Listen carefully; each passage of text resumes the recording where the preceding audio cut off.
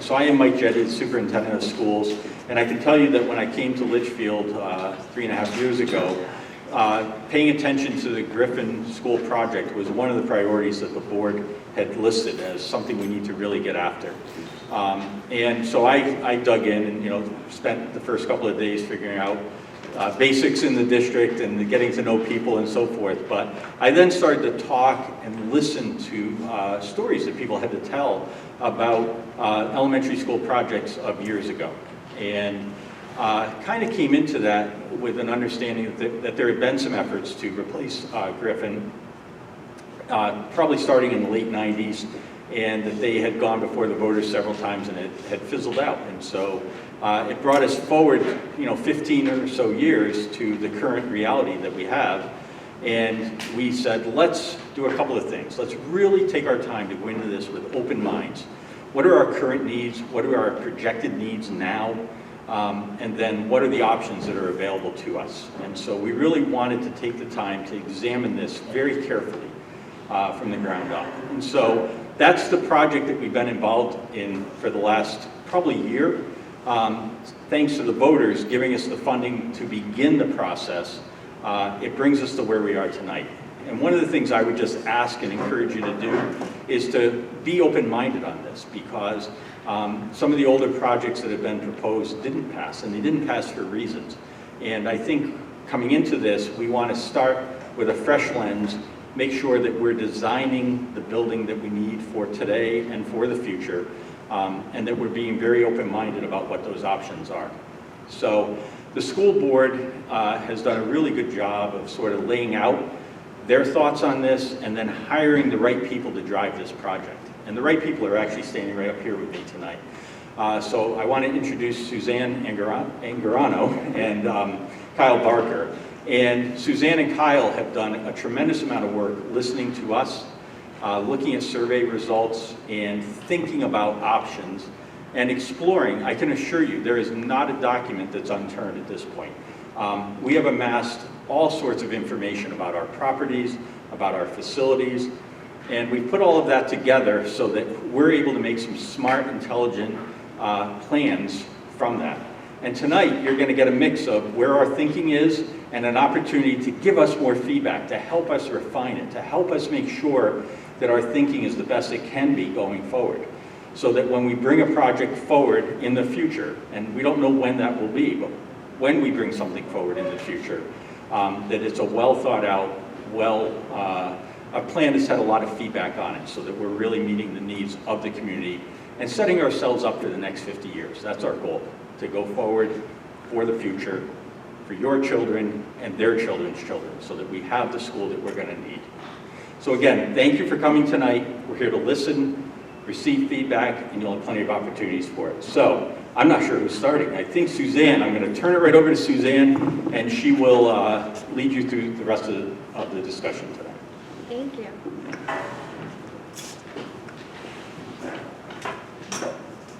So we have a lot to cover tonight. I appreciate everyone for coming. So if you attended last time or watched the video afterwards, you saw kind of a introduction to some of these concepts, but a lot of the information that we gathered from that session is reflected in this presentation. We will have some activities at the end, but the first several portions of this are a little bit more giving you some of the information we've dug up and where we've kind of come so far. So we're going to start with kind of a visioning recap, which you saw last time, but it's something that I really like to restate every time. And I'll kind of go into a little bit why. The needs assessment, Kyle will present the conditions of the current school. And then we'll look at kind of what we've been doing so far in terms of educational and community programming, energy design, and then getting into what are some of the scenarios we've been investigating. So visioning. Visioning is one of the first steps that we do in terms of trying to understand what are the needs of the Litchfield community and why is there even a project being considered. Wanting to really understand what are we trying to accomplish with this project. And from that, we had conversations with the administration, some of the board members, working with the educators. We even met with the students.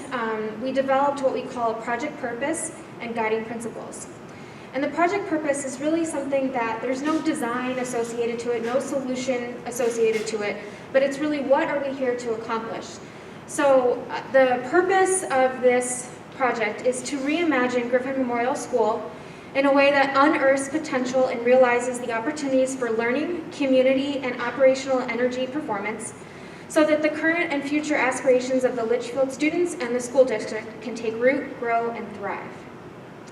And from that, we have 5 guiding principles that are really to kind of narrow in on how do we potentially accomplish that. So the first one, and these are also in the back of your worksheet if you want to reference them, we're going to use them later in one of the activities. But the first one, and it's at the top for a reason, so it's to foster forward-thinking and adaptable indoor and outdoor learning. So students come first. Second, be a hub for community activity and resiliency. Third, honor and embody the agricultural, historical, and natural context of Litchfield. Fourth, be high-performing to most effectively utilize available resources. And fifth, be net zero energy using passive house principles. So all of the parts of the presentation you'll hear tonight are kind of how we're trying to use these guiding principles as a lens for investigation and what information we look at, as well as the scenarios and options that we start to look at. How do we start determining which one may or may not be the right one? And that's a lot of what tonight's conversation will be about. So really hold these guiding principles in mind throughout this entire conversation. That's, again, they're on the back of your sheet. So, hi.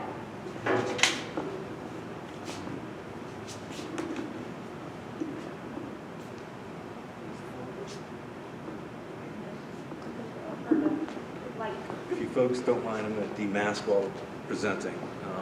But I'll put it on when we do the activities.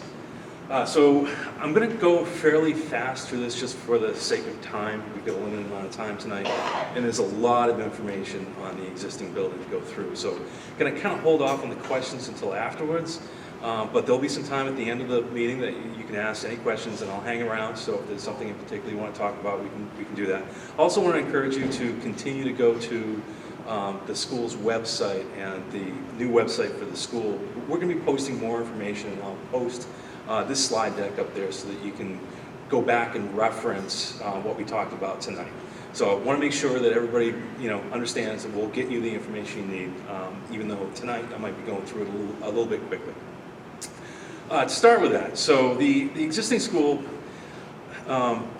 when we reviewed it, there's a few things that we used as sort of a metric in order to come up with this list. We didn't just look at the school and come up with it out of the blue. There are codes and standards. The State Department of Education has a school manual for doing construction, and it lists out sizes and adjacencies and requirements. There's also codes such as the Life Safety Code and the Building Code.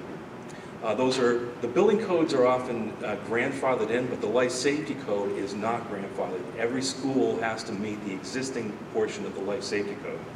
The building code is grandfathered in certain sections, but when you do any kind of renovations or bringing it up to date, you oftentimes have to bring the whole building up to new code standards. And then the American with Disabilities Act is not really a code, it's a federal law, it's a civil rights law. And so again, it's not grandfathered because every school needs to be able to provide services for the handicapped. And it's not just wheelchair, there's other portions of that. And it's only enforced through threat of lawsuits. So this is a situation where you don't want to be on the wrong side of the rules for that. And lastly, Homeland Security. If anybody watches the news at all, this has been a pretty hot topic in the nation, and it's something that we take very seriously when we're designing schools. There has to be security for a school, and the guidelines we use is the state had a task force in 2018 that published a set of guidance for architects to use. Lastly, is sort of a subjective issue, is just the overall condition of the building. When we look at sort of the ceiling tiles, the floor tiles, the walls, the cabinets, we look at what we think the life expectancy would be of the building. And again, that could be somewhat subjective, but it's really important because some of these things do relate to the overall usability of the building and the cleanliness and things of that nature. So the top deficiencies that we found in doing our study are space needs. Absolutely, space needs is the #1 issue. All you have to do is look at the portable classrooms to understand that there's a space needs here. And then secondly, we started looking at room by room and found that areas such as the gymnasium is about half the size that we would build if we were building a new school. Some of the other spaces are also lacking, but in general, one of the things I found that was difficult about this building is what I call functional obsolescence. And what that means is there are rooms here that were designed for one purpose in mind and that are now being used for a completely different purpose. If you want a good example of that, look at the nurse's office. It's in where the junior high locker rooms used to be, and now it wasn't really renovated. The nurse just kind of moved in there, so it's a really awkward space. There's a lot of those awkward spaces throughout the building. Building needs specifically, there's quite a few, but the biggest issue is site safety. Cars and buses aren't properly separated on the site. The building sits in a small corner of the lot, and therefore there's not a lot of room around the outside of the building. So getting cars and buses in and out are very, very difficult. You'll see that in the plan that I've got coming up. Also, this building does not have a sprinkler system. A building of this size is required to have a sprinkler system. Again, it's grandfathered in because it's a building code issue, but if you do anything to this building, it would need a sprinkler system. And in fact, I think that if you talk to the fire marshal's office, they would like it. They would like it a lot if you put in a sprinkler system. Lastly, the energy efficiency of this building is not very good. I've studied the existing plans of this building, studied the building, and as far as I know, there is zero insulation in all the exterior walls.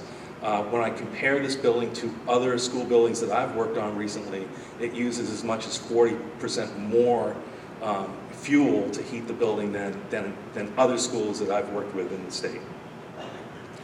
And then overall, the age of the building, again, it's more subjective, but the newest parts of the building are now, 40 years old, and a lot of the materials are starting to wear. If you're looking at cabinets and ceiling tiles in particular are in rough shape throughout the building. So just, it's at some point, if you get a chance to look through the building with that sort of a filter in mind, looking at the condition of the materials. The next thing I want to talk about, the next thing I want to talk about is the size of the school that we'd be designing to. So right now there's a certain enrollment in the school, and we can look at the historic numbers, and that's what this chart is up on the screen right now. It's the historic numbers, what's been in the school for the last 10 years. And so we look at it grade by grade, almost classroom by classroom, to understand how big of a school we should be designing for and what this building really should be accommodating in terms of numbers of students.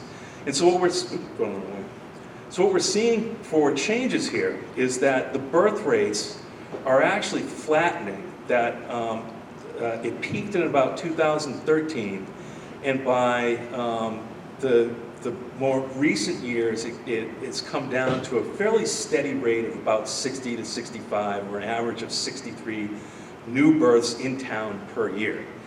But what's interesting about all this is that that's not the number of students that show up for kindergarten. So 4 or 5 years later, you actually end up with, somewhere between 5 and 12% more students than were born the previous years. So what's happening is you've got a fairly steady move-in rate from outside the district. So even though your birth rates might be low, the numbers of your students are actually going up because of move-ins. Only last year with COVID did you see a decline. Every other year in the past 10 years has been an increase. And so the recommendation at this point is, if we look back 10 or 15 years when the last bond votes were voted on, the district was planning for a much higher enrollment. And then with the declines, people might be thinking, well, do we really still need to do a building project? And the answer is yes, because the building doesn't meet current standards as it is, but also that those enrollments, and what we're seeing is that with those move-ins, you might actually have some increase in enrollments over the next 5 to 10 years in the future. So what we're looking at is about 100 students per grade, with a core capacity, basically design the core of the facility a little bit larger to accommodate 600 students total. That seems to be the most responsible and accurate number for us to be going forward with. And again, this is less than it was 10 or 15 years ago, so we want to show that we're being sort of judicious about making sure that we're not overbuilding the project. So the next section is program analysis, and what that means is we're looking at the number of students. Well, how many classrooms do you need for the number of students that we're projecting? Students don't come in neat little packages of 20 to 25, so we've got to accommodate that kind of ebb and flow from year to year, how many students are coming up through the grade. So what we do is we look at it for section to section, grade by grade, to come up with a total figure that accommodates most situations. And what we're finding is, then when we compare what we would design new versus what existing is, there's some sizable deficiencies. I've already noted a couple of them. First of all, the kindergartens are essentially missing. Kindergartens are in portable classrooms, and I don't, as an architect, accept those as being permanent structures, so therefore they're not part of the calculations here. Secondly, the gymnasium, as I said, is about half the size of what a new gymnasium we would build to. Next on the list would be the offices. The offices are about 25% smaller, and again, the nurse being a good example, some of the offices are just in awkward locations, awkward sizes, awkward adjacencies, and don't function as well as they should. What's the next surprising thing is that the non-program areas, the amount of corridors, mechanical spaces, just underutilized spaces is actually 20% more than what you would have in a new school. And what that means is that the design of the building is less efficient than if we were designing new. So you've got basically 20% of wasted space in the building. So overall, right now as it stands, if we were designing the building to meet current educational standards, and again, go back to what Suzanne said about our mission statement at the beginning, that first and foremost we're designing for the kids. We would build an addition of about 14,000 square feet just to accommodate the current deficiencies in the program. So that's a pretty sizable figure. So now on the building plant assessment, I want to kind of walk you through the different areas of the building so you kind of understand how the building kind of grew organically over time. The first area is the original building, which I'm showing here in blue in the corner. So it's a very small part of the overall structure.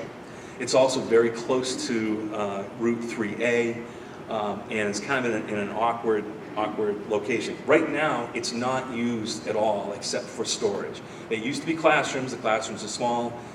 It's on 2 levels, and so there's no handicap accessibility to the upper floors. The lower level is actually subterranean. It's about 2.5 feet below grade, and so there's issues with it being subterranean and make it less of a quality space for education. Going to the next section I'm calling the early additions, and that's the green area here. Those were built in, I believe, the 30s and 40s, maybe even 50s. The overall quality of the construction of this wing is pretty bad. That most of it is single width concrete block. What that means is that the block that you see on the outside of the building is the same block as on the inside. So you've got just solid concrete between you and the inside of the building. There are empty cores within the block which may have some fill in it, but I don't know. I don't have the drawings to show them. So the bottom line with that is that single width concrete is not high quality construction. It's very low quality construction. It's very energy inefficient, and it's not very structurally stable. The other thing about this section of the building is the poor drainage, that the roof is designed to run off the edges, and when it does, a lot of the water actually splashes back on the building. And if you walk around the building, you can see the roof edges have a lot of black stains on it. The walls next to it have a lot of green growing on it because of the water. The walls are very wet from the water that's splashing off the building, off the roof and back onto it. Around the building is very flat except for a drainage area that's kind of overgrown and filled in. It's really tough to get the water away from the building to keep it dry. Overall, the materials in this wing are aging quite a bit. The mechanical system, some of it's vintage to when it was built. These systems, there's not much left in this area that can be salvaged when you look at what needs to be upgraded for current codes and standards. The third area that I'm highlighting here is the yellow box. It's basically the main part of the building.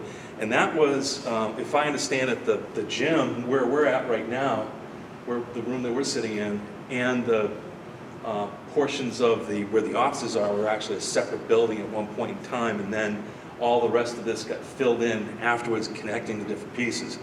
And so it's kind of awkward the way it was all put together. It made sense at the time. The architect that designed it thought, all right, this is the best solution for today, but no one's really thought since then, well, what's the better solution overall?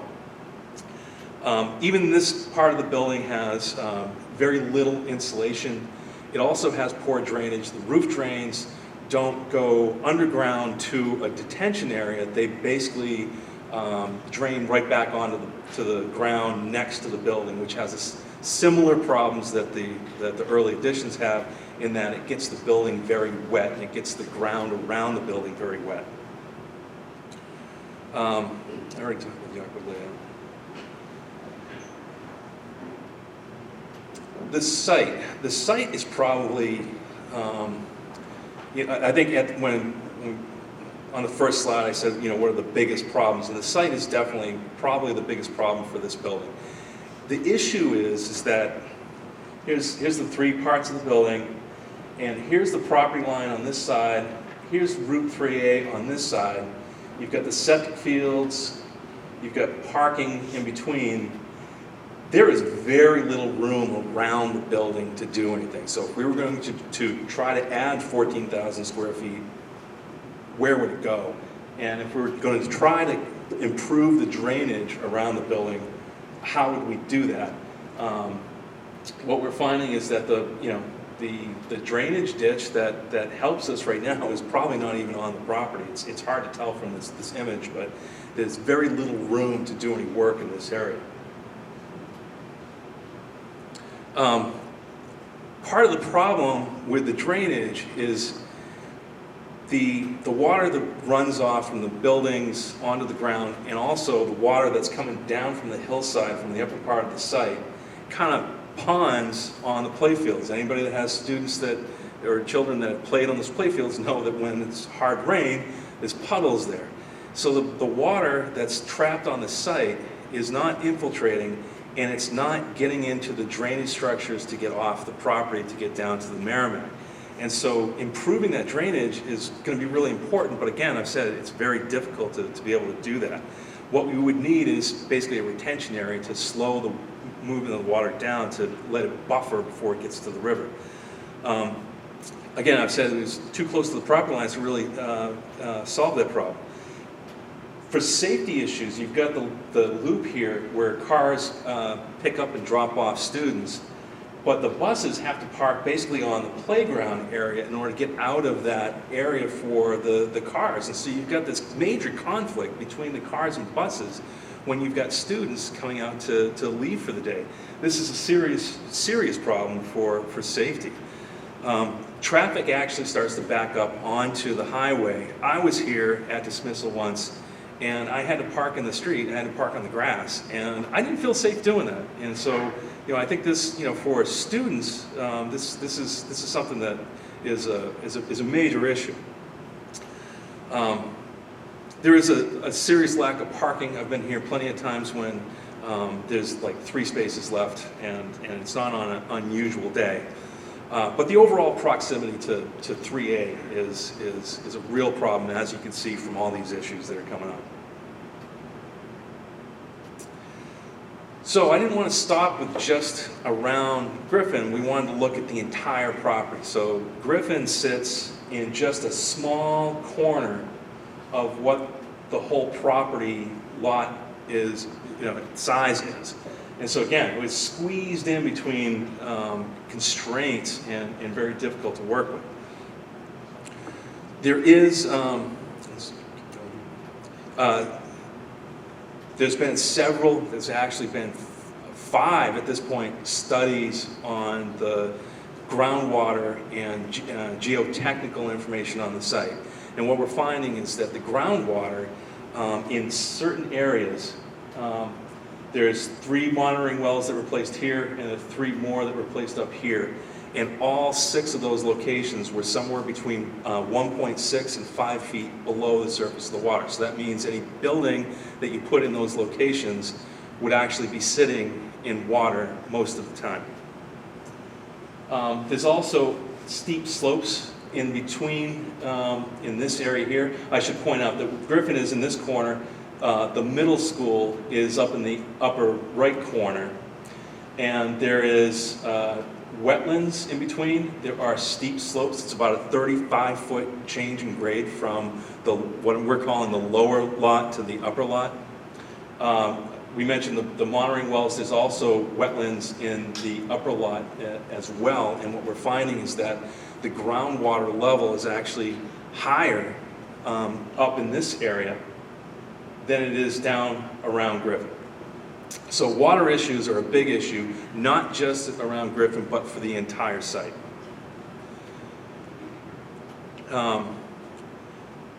Overall, the site, we talked about Griffin being close to 3A, but overall the site has very poor access.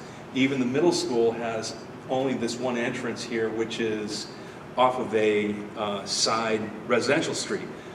So adding more activity to this site creates serious problems. There has been a thought, can we actually take this entrance and connect them with a street? And the problem with that is what we talked about with the constraints. You've got wetlands in the middle, which a new road would destroy an enormous amount of those wetlands that are there. There's also the steep grades. 35-foot incline would be very difficult to construct a road through that.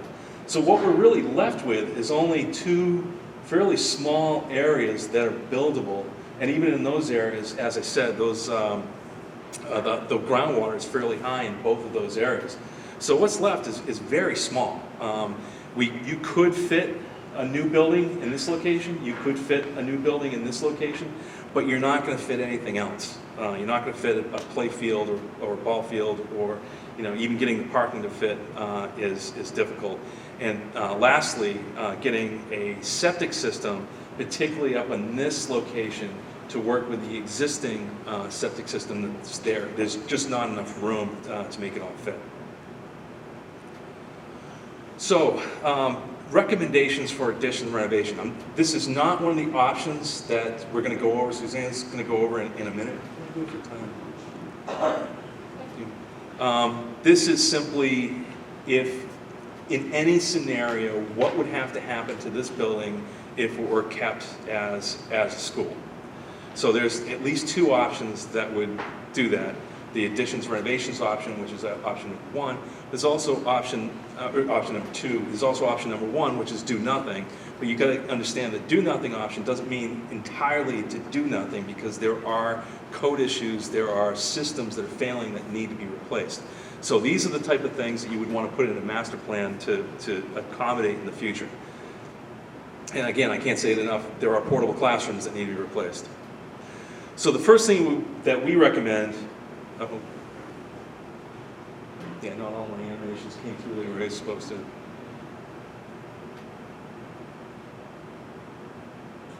Well, so the first thing we would do is to recommend demolishing or to repurpose the original building, not as a school, as offices, as something else, maybe even a private developer might want to take that, but not to use it as a school. The second recommendation is to demolish the early additions. There's no value in that wing of the building. It should be demolished. Then you could renovate this wing of the building, the 70s and 80s additions. But when you do that, the existing building code requires certain upgrades as you do more intense renovations. So a level 1 is basically paint and wallpaper, you don't have to do much. But level 3 is when you're making structural changes, which is what would be required for a major repair to this building. Then you'd have to bring everything up to code, and that includes lateral structural framing. And so there's no lateral framing in this building. Concrete block does not work all that well, particularly if it's not reinforced, which this building is not.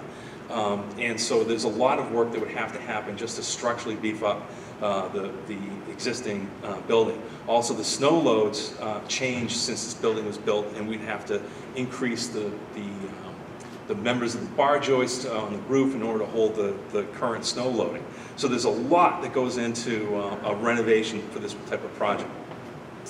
And again, the space needs is an issue, but now that we've recommended demolishing and not using the original building and demolishing the early additions, there's an extra 36,000 square feet of space that needs to be built.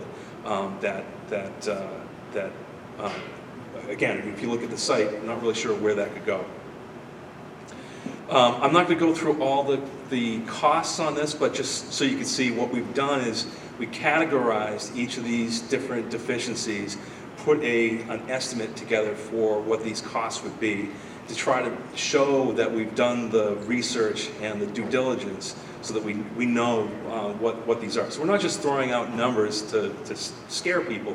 These are numbers that have been vetted through the process for the last 6 months now that we've been working on it, since about July. Let me get through the...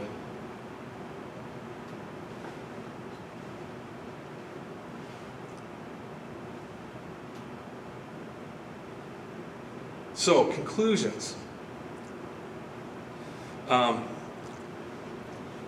When we added up all the costs for the repairs, the total cost of the repairs exceeds 60% of what the state would consider a replacement value for this building. In the state guidelines, they say that if that happens, the district should be looking at new construction.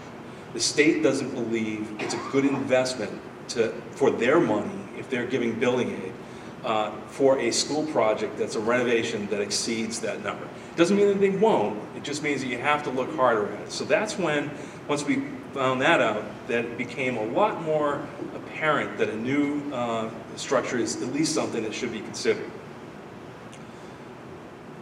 When you think about the 36,000 square feet that is required by the space needs, that's about the size of what the existing building would be once we demolish the early additions. So that the addition would be as big as the existing building.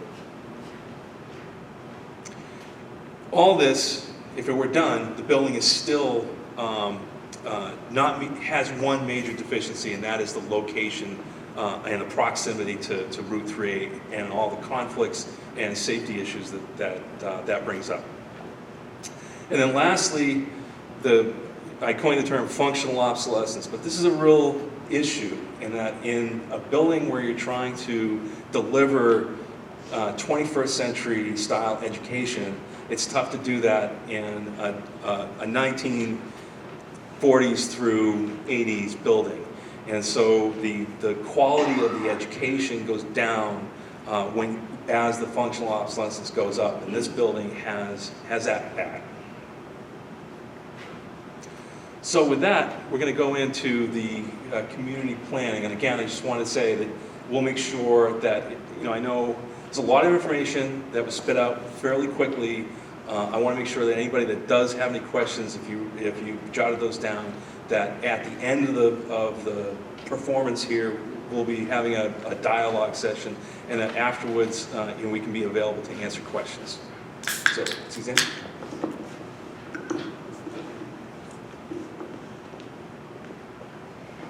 So you've heard a lot about the physical deficiencies of the existing GMS. And so I'd like to take a little bit of time to talk about educational and community programming. So as Kyle kind of mentioned, there's obviously some spatial deficiencies in terms of number of classrooms or the sizes of the spaces that are not ideal for 21st century learning. So for Litchfield and for GMS, what does that actually mean?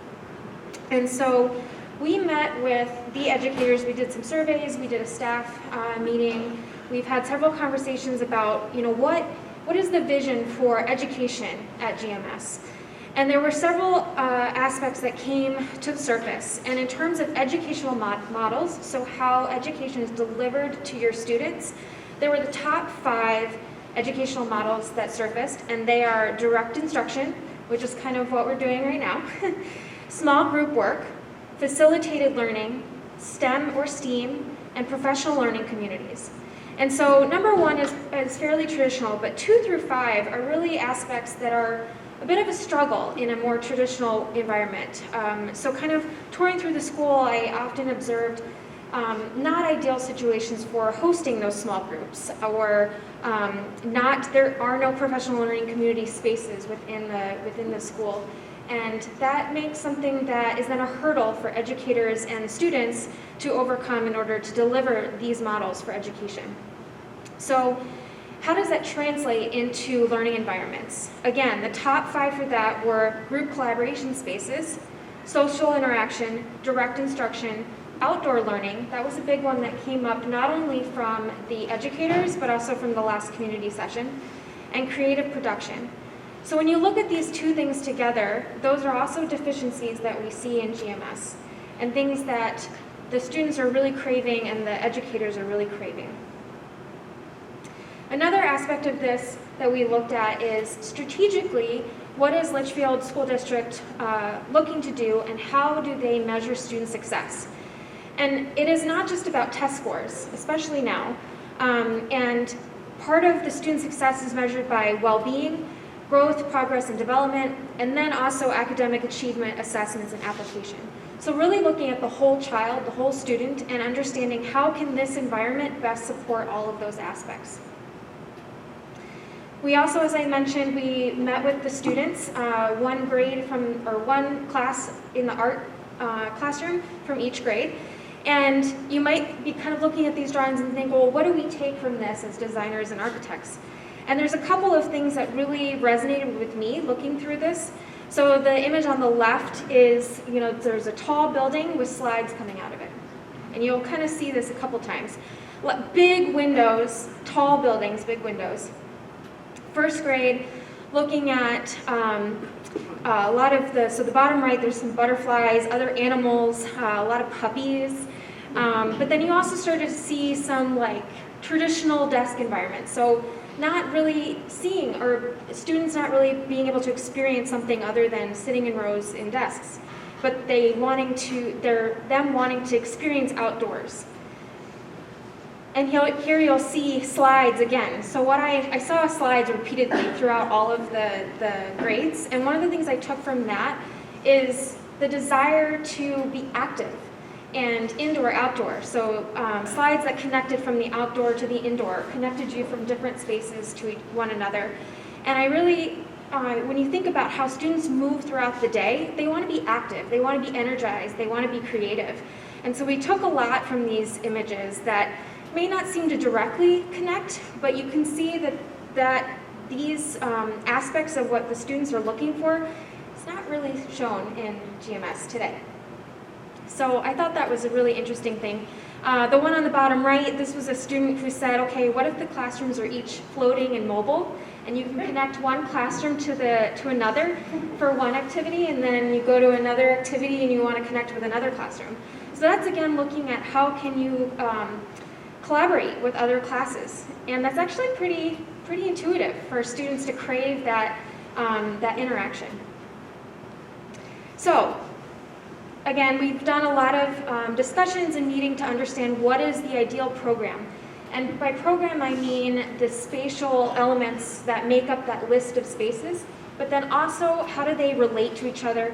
How do you best position various spaces next to each other to function most appropriately and to achieve the whole student, the whole child, to allow educators to instruct their students in the best way possible and ultimately for students to learn. And this is what we call a bubble diagram. This is really a graphic way to depict what are the ideal spaces and how do they interact. So based on the needs for GMS and the needs for 21st century learning, you'll see a couple of things in here that don't exist in this current GMS. So the learning commons, there's additional support spaces, those are the dark green circles. There's these blue circles that say teacher, that's professional learning communities and opportunities for student or teachers to interact. And then direct relationship to outdoor learning opportunities. So what we did with this is it's an opportunity to test and vet that is this achievable, is this not achievable? And we're going to walk through how this potentially could lay out on the different scenarios that we'll be looking at. And there are 5, and I believe that the environment, physical environment, is possible in any of the scenarios. However, there are then programmatic deficiencies in some of the options that still exist. You can do a lot with design and architecture, but it doesn't change some of the constraints and limitations of the site or of the location. So I was going to go into additional parts of our efforts.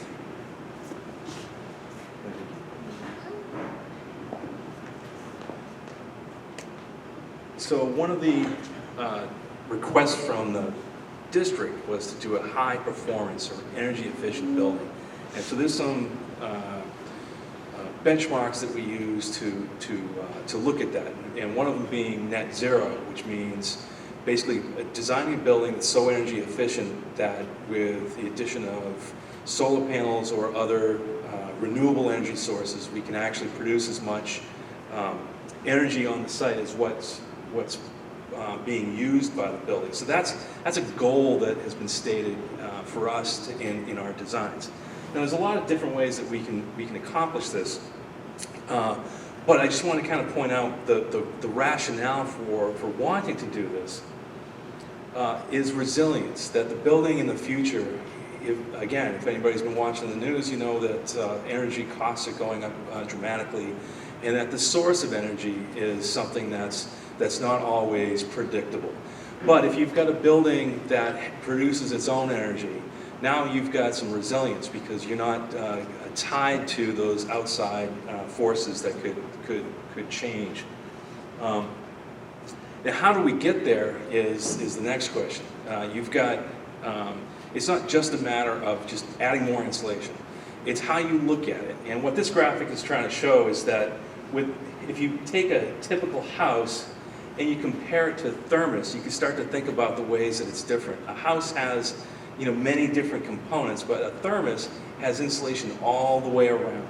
And so we need to start looking at buildings like a thermos and start to look at from the foundation up all the way around, back down again, and back to the beginning, so that it's a tight, energy efficient, well insulated, and not a leaky building like what people who have older homes might understand about.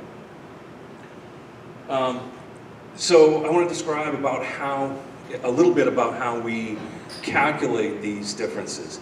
And the first thing is we don't necessarily look at just what the cost of heating and powering a building is, because the cost changes per year. We don't know what the cost of electricity is going to be next year. We don't know what the cost of oil is going to be next year. But we do know how many BTUs are used by the building by doing some quick calculations.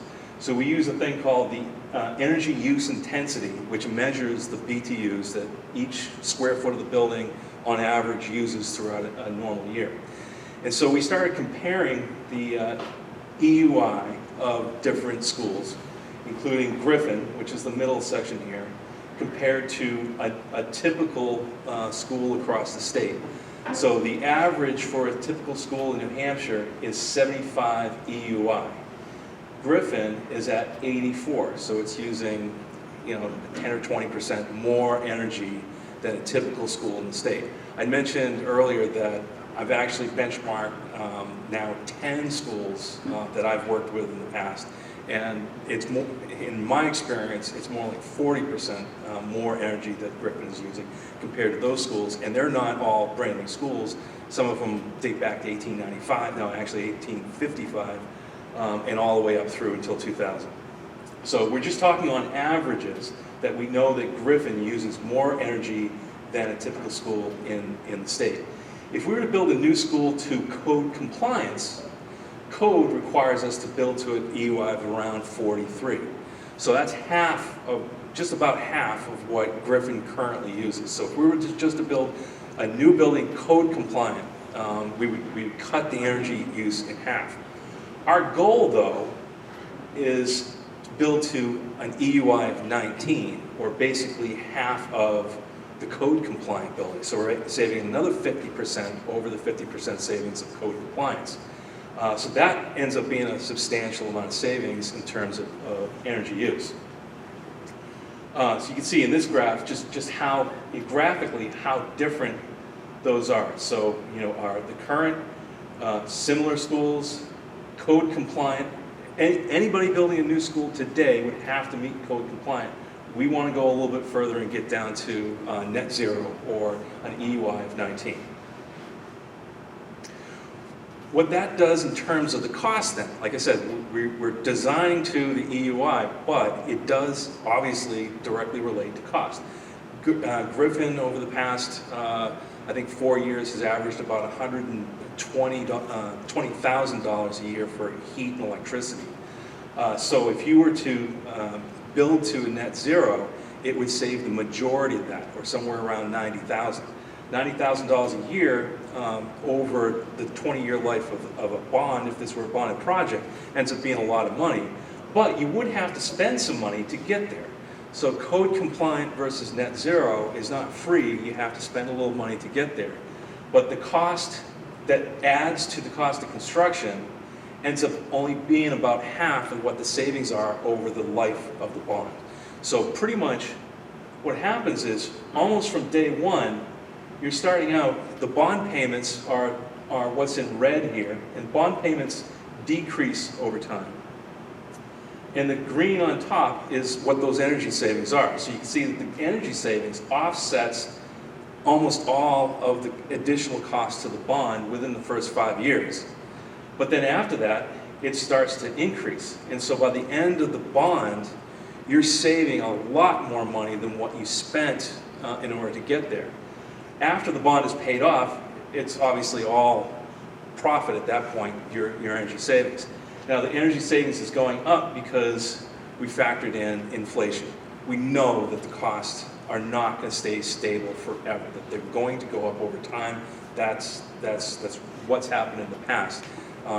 Basically, this is representative of about a 2.5% inflation rate. The consumer price index for the last 10 years has been around 3%. In the last 12 months has been 6%. So what's going to happen next year, we don't know. If price is going to come down, is it going to cost less to buy food and fill up your car next year? Don't know. But my guess is that it's going to continue to go up, and therefore spending the money now to save that energy cost makes good conservative sense. Big ideas. Here we go with the future options.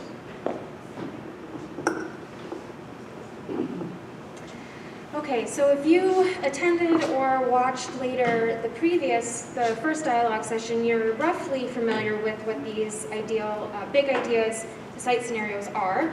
And based on the investigation, so the site assessment and the building assessment that Kyle presented, as well as some of the community feedback and other information that we have, we've started to layer on the pros and cons as the data tells it for each of these scenarios. But we'd also like your input. So this is I'm going to do a short presentation of this, and then we'd like to dive into some activities and get your feedback.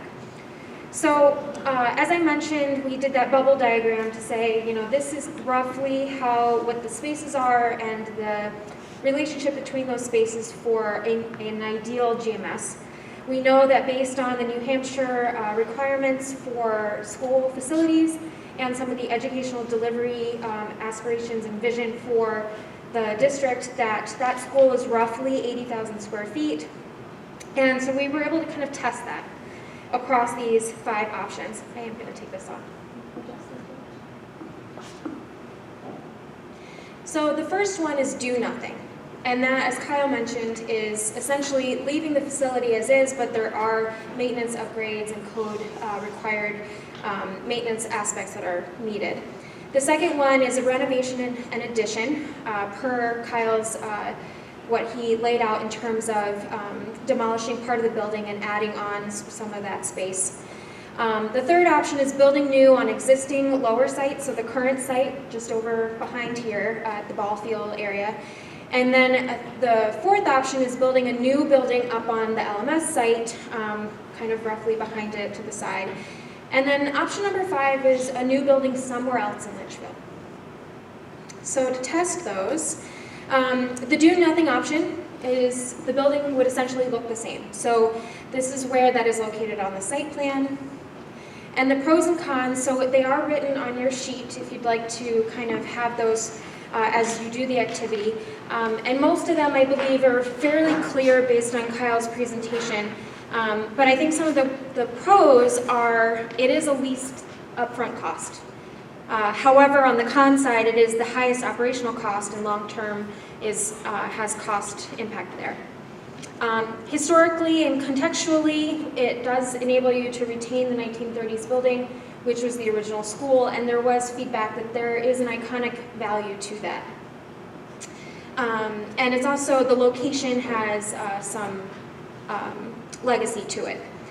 On the additional con side, so the building assessment deficiencies list, that was pretty lengthy, and I think a lot of those are things that in a do-nothing option, it would be needed to address some of those, even if you're not changing the location or exterior walls of the building.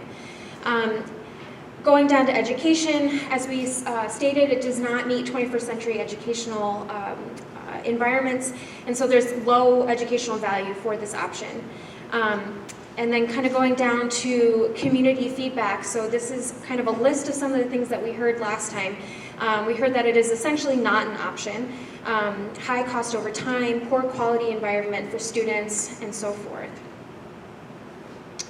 So the renovation and additions option, we kind of tested this a little bit. So you'll see the bubble diagram on there. Based on scaling that and understanding the constraints of the site, we do know that we could roughly fit the renovation and the addition on the site. However, you can kind of tell that we're right up against the highway here still. Parking and the bus loop still an issue. We're close to the property line here, still an issue.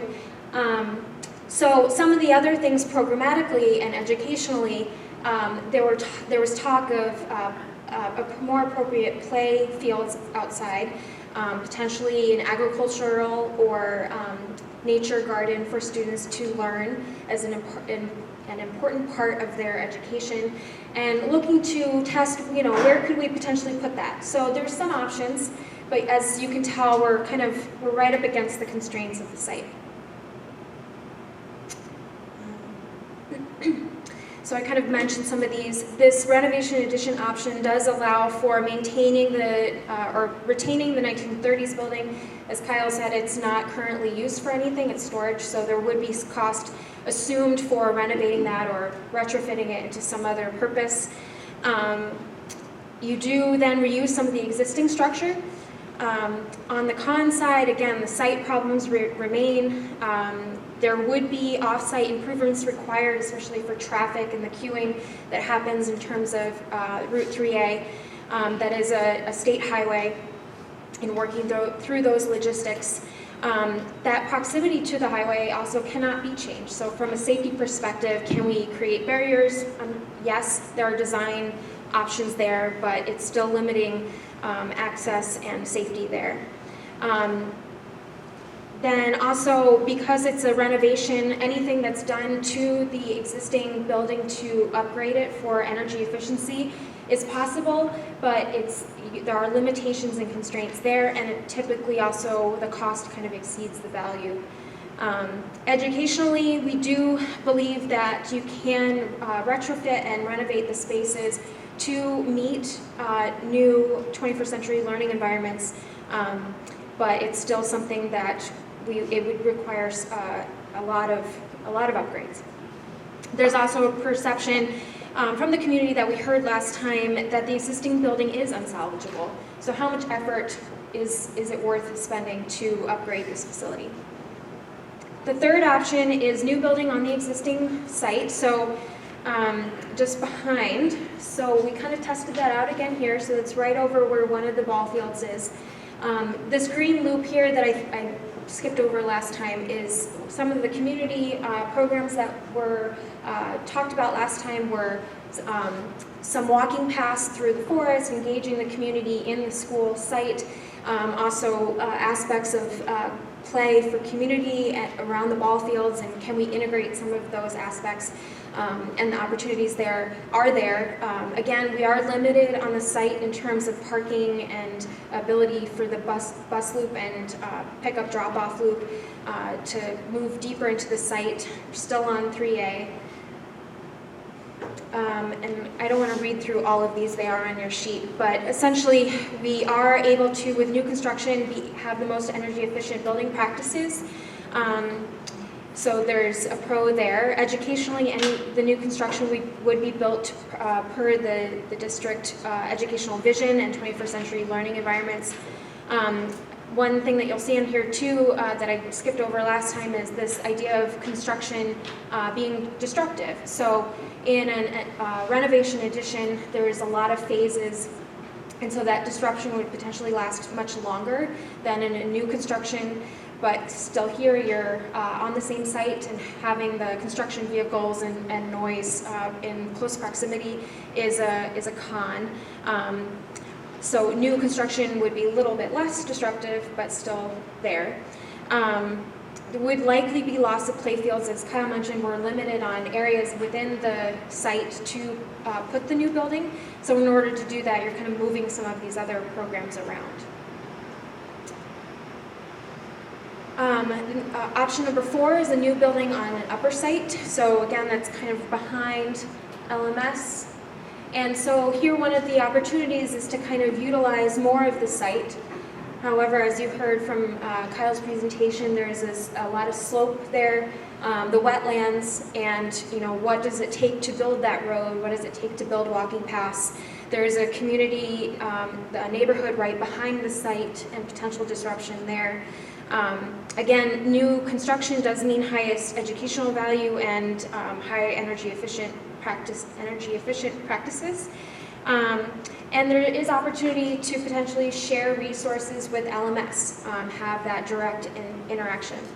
On the con side, some of the things that we looked at and heard are you're essentially changing the approach and the visibility of GMS. So right now it's very visible from the road. As you move it up towards the LMS site, it's kind of hidden from the community, hidden from the road, and it's no longer visible. Also means that then the existing GMS, not sure what would happen to that building, kind of lose a little bit of the, in terms of knowing what happens to this building. Educationally, on the con side, it does create a very congested site. So you have 2 schools in very close proximity, limited availability for where you can build on that site, and other aspects like playfields. So then looking at, then the playfields would go down to this site and not having that direct access anymore. And then option number 5 is a new building somewhere else in Litchfield. And some of the things that we're looking at in terms of pros is that the site selection would be based on working to solve some of these concerns. So looking at that, the cost of a new site would be less than upgrading the existing site or providing a new road, that the town, that it would be on a town road that would be safer and not a state highway. Also, new construction is energy efficient, highest educational value, so there's some repetitive pros here, but also some new pros that don't come up in any of the other options. On the con side, again, knowing what happens to the existing GMS is unknown, and we also, there's not a site yet identified. So these are the 5 options that we've been investigating, and in addition to what's written on your sheet, I think throughout the presentation you were hopefully able to hear what some of the pros and cons are that might resonate most with you. And so I'd like to take, let's see, how are we on time? I'd like to take about 10 minutes. So if you could, within your groups at your table, so if you're at a smaller table, maybe move to a table with more people, or those of you in the back, if you'd like to participate, I encourage you to kind of move to one of the tables and discuss within your group the pros and cons. And I think I'm going to assign each table a different option. So focus on one of the options. So are there any pros and cons that should be added? Are there any of these pros and cons that might evolve over time or no longer be true at some point? And what are your top pros and cons of each? So again, if we missed any, add that. And again, if you could highlight which are your top pros and cons of the option that you were assigned. So we'll take about 10 minutes to do that and then report out a little bit. So let's see.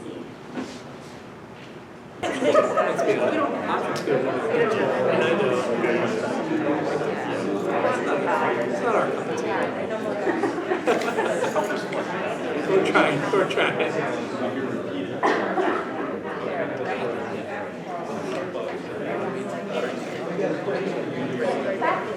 So I love that.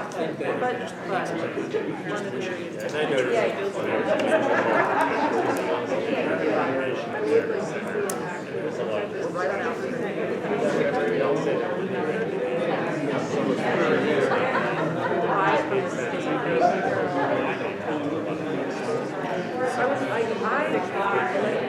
Well, you don't have a problem saying that is that the idea. But while I was on the first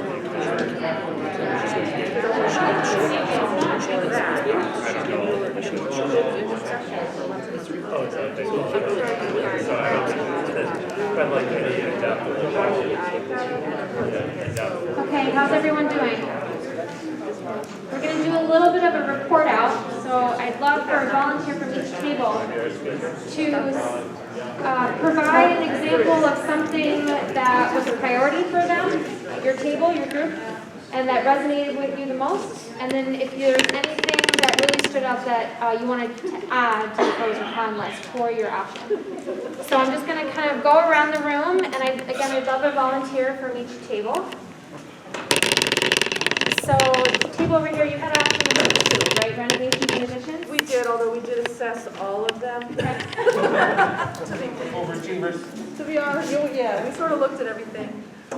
One of the questions we came up with was just in general, reusing this site, regardless of the plan. How do you mitigate the water problems that exist? The water is barely above, below ground, and obviously you don't build basements, but that problem's not going to go away. And how do you assess that on any of these that we're once reusing the site? Pretty much any problem can be solved with money. So it would take a lot of money, but Stack up the bills. yeah, we have. For example, it's not option 2, but option 3, where we're proposing to move it onto the ball field. The ball field also has high water table, right? And so what we'd have to do is actually raise the grade in order to get the building out of the water table. So it takes a lot of money to cart in a lot of material to raise the grade to make it work. Go ahead. And then have a priority of one of the things that resonated with you most about the pros and cons? Primarily, we just didn't care for this option, to be honest with you. With your, the green section, it's going to crumble. So how do you reuse that? The 1930s building is not being used for education today, so that doesn't really add any valuable square footage. So really, you're looking at the yellow section, and, you know, it's not laid out properly, so it just isn't we didn't feel it's really a valid option for what we would like to see the school system have. Yep. So you all had option number 5, right? So new building elsewhere. I think the biggest pro is that it solves the water issue potentially based depending on what. I think that's the biggest. Can you repeat that or put the mic up, sir? Just so everybody's aware, so Litchfield TV was not able to be here tonight because of a medical emergency, so we're recording on this camera and on a Google Meet, but it's really important that you speak up so that it can be, if it goes through the mic, it'll be picked up easier by the recordings. We're going to post this out on YouTube, hopefully as quickly as tomorrow, so thank you. So I think option 5, one of the biggest pros there is the fact that it'll solve the water issue that a lot of these other options would either be very expensive to address or potentially not even be able to address it. Skip over back to option 2. Something that priorities or residents. Hello, can you hear me? Okay, we also, I think we were pretty much on the same page with option number 2. But I do think that it hasn't really been answered what would the actual cost of renovating the building would be, because you had said it would be 60% less, which I think there are going to be a lot of people in town, or I'm sorry, not 60% less, 60% of the cost of a new building, and there are going to be a lot of people that want to know what that number is. And if we can get, and at least maybe your slides, I think you went through it a little fast, and we didn't get a chance to see the actual numbers. I don't know if that's something you can answer right now. Yes and no. That what you can understand is the needs assessment isn't necessarily a proposal for additions or renovations. It's just a way to kind of gauge what the level of effort's going to be on it. So if I give you a number, it's not really a real number. It's just a number that we're using for comparison purposes and to get to that state aid threshold. Order of magnitude, really.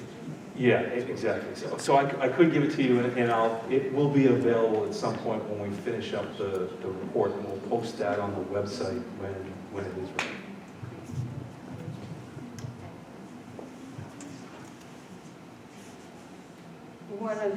One of the other things I wanted to note is the library in town also has these water issues. And it is probably one of the best maintained buildings in town because they have a trust fund that helps pay for that maintenance. So if they are one of the best maintained buildings in town and they're still dealing with these water issues, it just goes to show that these sites along the river here might be better as farmlands than building lands. And the last thing is, I think with any of these options, I think we'd really like to see a maintenance plan, whether it's by the school board or the superintendent or whoever. It would really need a maintenance plan to really sell any kind of renovation or building, because we don't want this same thing to happen. Any new building, whether it's renovation or not, we don't want to see these same issues pop up in 30 years. That's a fantastic comment. Thank you for bringing that up. That's a great comment. There should be a maintenance program in place. New buildings are far more sophisticated than older buildings. So you're not just changing filters and turning on switches. You've got maintenance systems that are computerized that go on and off automatically, and it takes a lot more effort to make sure that is done properly. I want to go back to the water issue just for a second, because now we've asked 3 tables and it's come up 3 times. What's happening, I believe, is that the rain that comes on the property, whether it's on the upper lot or the lower lot, it basically all ponds right around Griffin, because that's the lower part of the site. And then from there, it needs to drain off into culverts and swales that lead towards the river or towards the brook. All those swales and that whole system has become overgrown and cluttered to the point where it doesn't function very well. It might have back in 1930, but certainly by 20 years ago, it wasn't functioning, and it hasn't been improved since. And in some ways, when you saw how tight the building is to the property lines, there is no way to fix that because there's not enough room to put in a detention area that would buffer the water long enough to get it to either infiltrate or get off the property. So I believe that that's where the issue is, and it is, I said a few minutes ago that money would take care of it, but that was somewhat facetious. That if the existing building, it would be very difficult to fix that. The other problem with that is that even though we know, because we've seen the problems, we don't have a lot of hard data because I don't have X-ray vision to look underneath the ground to find out where the water's flowing and what it's doing. So it's really difficult for me to put in a report that what the conditions are and what the solutions are because it's almost impossible for us to really know. So I just wanted to make that clear that I'm not dodging the question on the water issues in the building, but the fact is there are so many other problems in the building that it doesn't need to be sort of the one issue that we focus on because there's many other things that are as big or even bigger. Again, portable classrooms. We've got temporary classrooms that need to be replaced. Anyways, go on to... So none of those 5 geo surveys that we did helped give us any visibility to this lot? Well,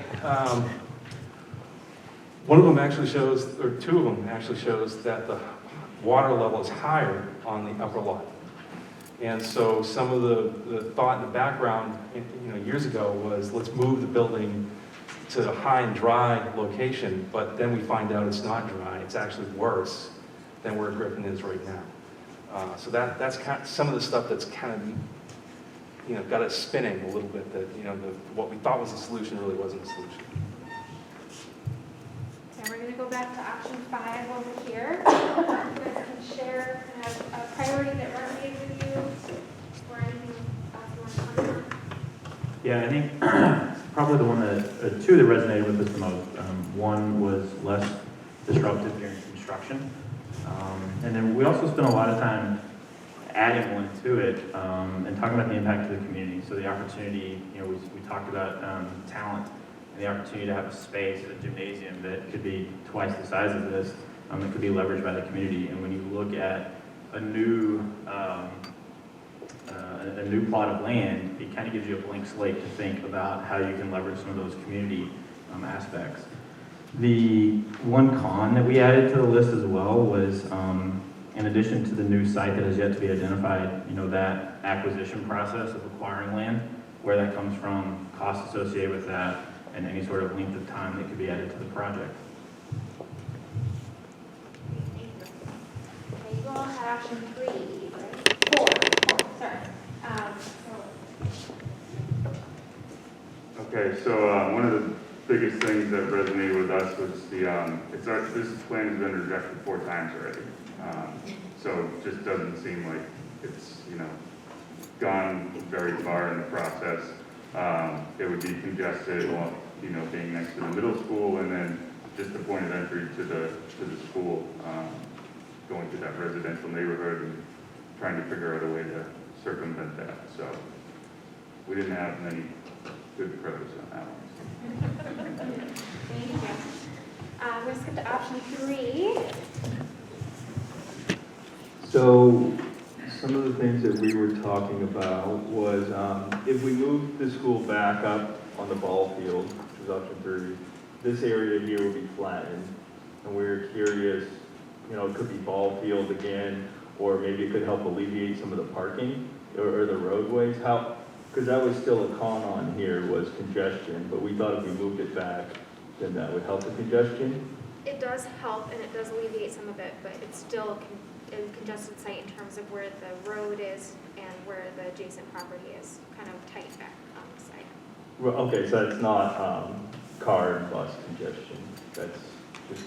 It would help alleviate it. Like, it would extend the loop so that it would get it off of the state highway.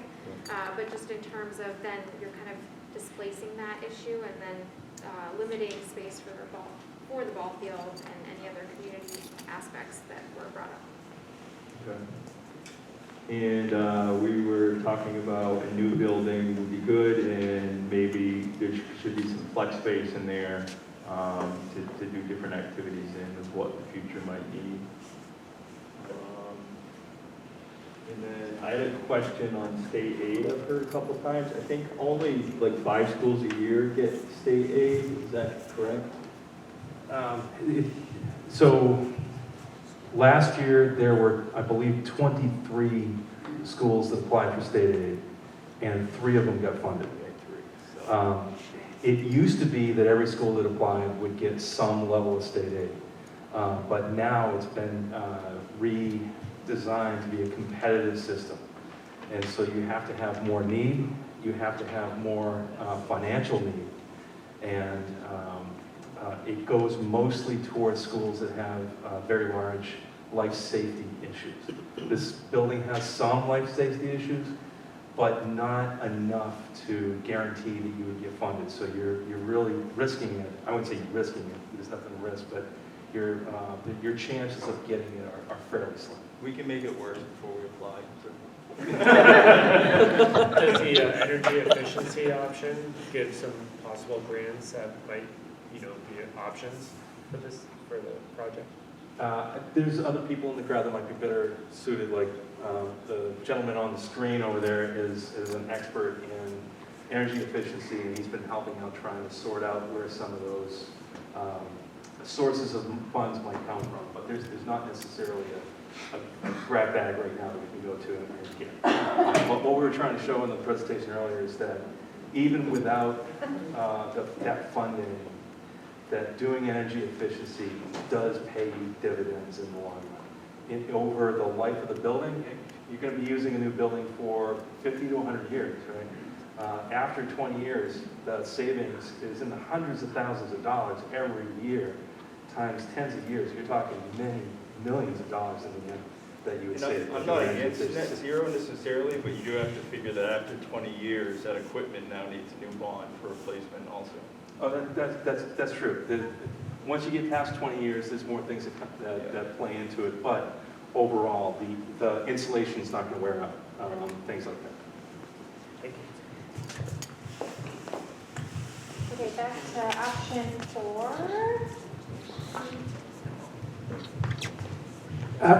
Excuse me, ours was very similar to theirs as far as having it on the site by the middle school. The biggest thing there is, it's a small neighborhood with a small road, just adding additional buses and traffic, it just doesn't sound very reasonable. 2 things that could be a positive for both schools, that any new school. One is this building itself, and a lot of communities turn these types of buildings into community centers, rec centers, senior centers. That might be a selling point for some. And the other thing is, when you mentioned about the bond, once you get the numbers, if you can build that number out, because people sometimes when they say, oh, you're building a new school, or you're doing renovation, they think of it as one big number instead of building it out against the taxes and against the number of years of bond. And also, you'll have better numbers as far as the energy efficiency goes. So when you're building new buildings, the cost gets less and less every year. So to have real numbers rather than just kind of explain that, I think would be helpful in any of the new building projects.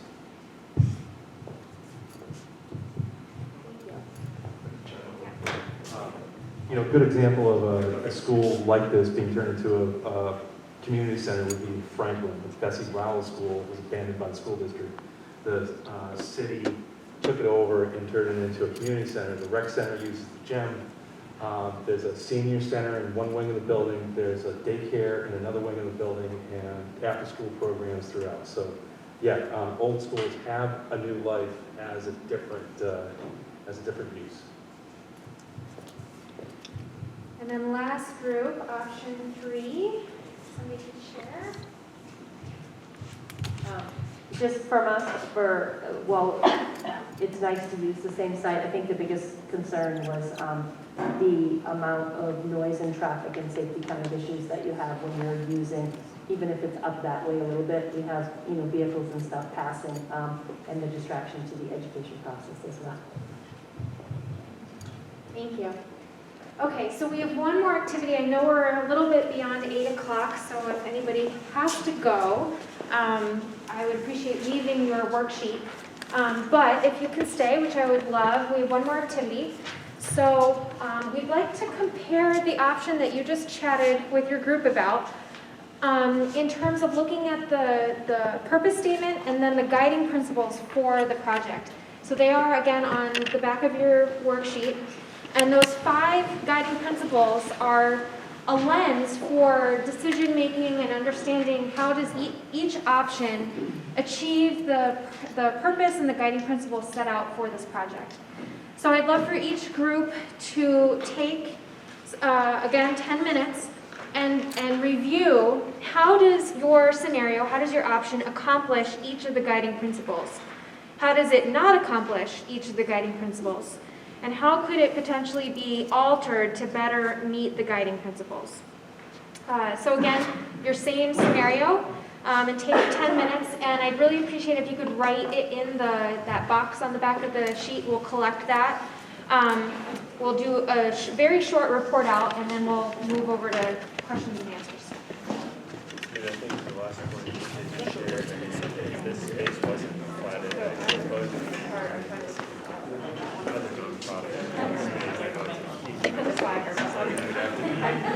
have to be like, okay, so this one is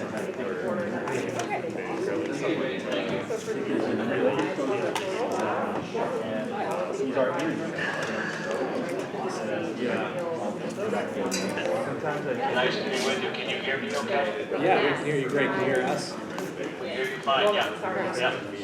Wonders about our silence. Well, we have option 2, which is renovating and doing an addition.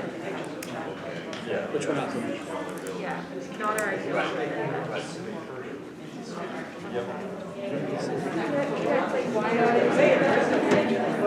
think it's even broader than the last. Adapter.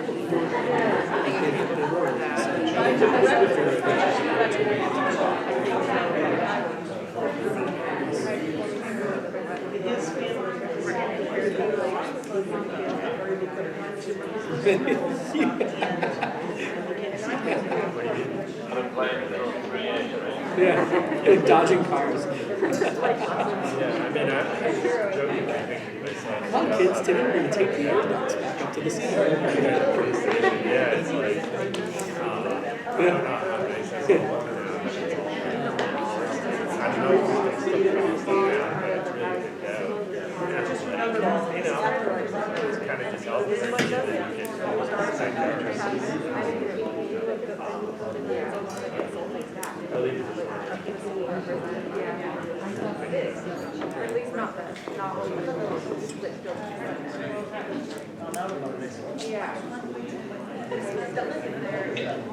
It strikes me that some alternate use might meet some of those criteria. So I think the only thing that I'm concerned about with like trying to afford that argument is like if we think about the people who are opposed to doing anything at all, right? They're going to say, well, if it's good enough for a community center, or if it's good enough for this or that, then why is it good to keep it school? The other problem that we run into that I was saying before, like before you brought it on our table is there's, and I think this actually really applies to what we're doing, is there's great long-term savings, but a lot of the people who don't do this care about the short term. With people who don't intend on paying taxes 20 years from now because they either will move or will no longer be with us. So, that's something that would be interesting to find a spin on how to sell it to them, because it is a great investment. But what we're seeing in the community now is that those people don't care about their money investment whatsoever. They care about only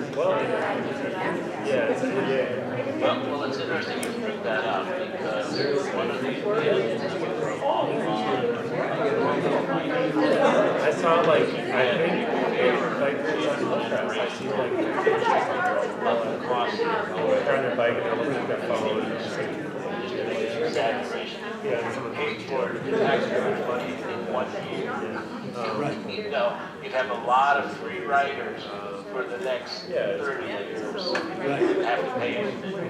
So by financing it over a long period of time, you actually keep taxes down. And then when you make it energy efficient, this building, I gotta tell you, is bleeding money. We're freezing right now, to be honest with you. Like, I'm actually freezing right now, and I'm a large dude, so. So I can see that. Yeah, so by financing, you can actually make the building, what's that called? The whole process cost cash positive right out of the blocks by financing over a long period of time. And I think that that's an important thing that we have to make sure is put forth, because it is, you know, there's a lot of dialogue that's going on right now. People just don't get it. Right. People want to believe that you can do nothing and it'll all be okay. So they were really right. And one thing that taxpayers often don't recognize that they on the upfront cost of the building. And they think about operation and maintenance as a separate thing. You know, well, there's that. Well, the two are coming out of the same source of money. So reduce their operation. What about maintenance costs? And I don't know, like, I don't know that. The process of paying back financing, we're still spending much more money here in the library, just here in these farms, whatever. And then there's the other piece of it that they don't understand, which is the improvement to the preservation of the value of the property that you own in town. Increasing your values. And people don't think about the fact that their homes are their biggest assets. Oftentimes used to, they're liquidated in the time they need long-term care and stuff like that. There's just a lot of pieces that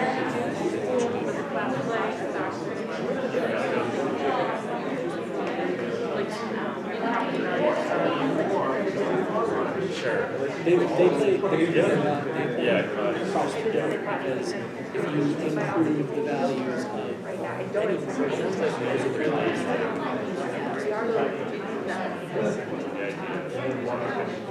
That's the point you make. There's lots of studies that show when you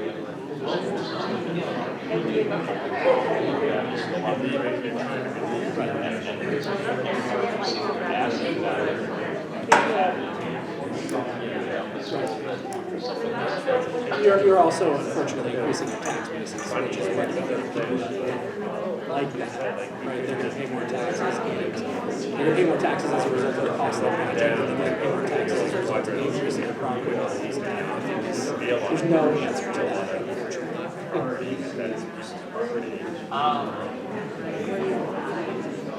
I mean, that's why we reassess values every year.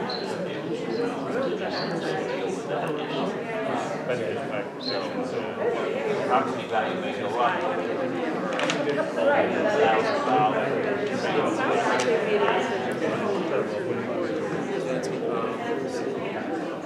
but when you go to cash out, you're much better off. And, a lot of people are pointing out that Facebook group too in response to you're also just able to perform better citizens, right? The kids that you're raising in these school systems end up doing better in life and contributing more to society. Those are things that are hard to put out.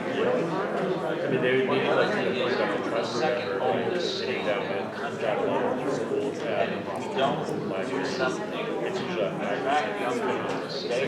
million. It's like $50,000 a year. You know, my agency is kind of used to it.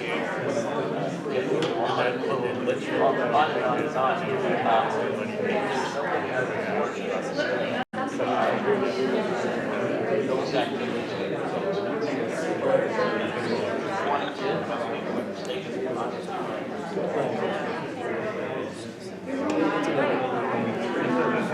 Was there any way to mitigate this, or is it Is it like not, so Isn't it obvious?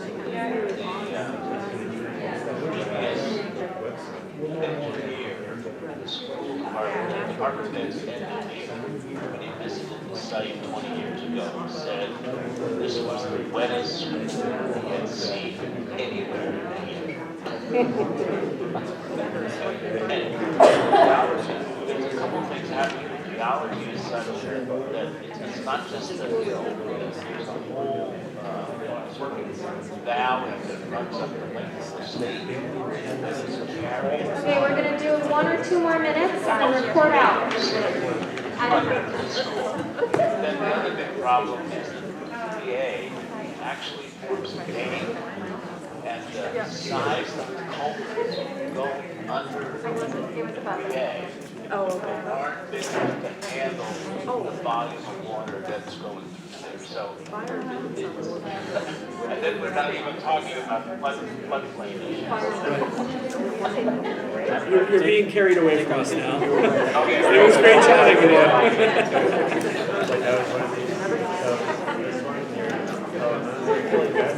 I don't know the area too well, but there seems like there's a lot of work. Where are you going to start, you think? Same place, I guess.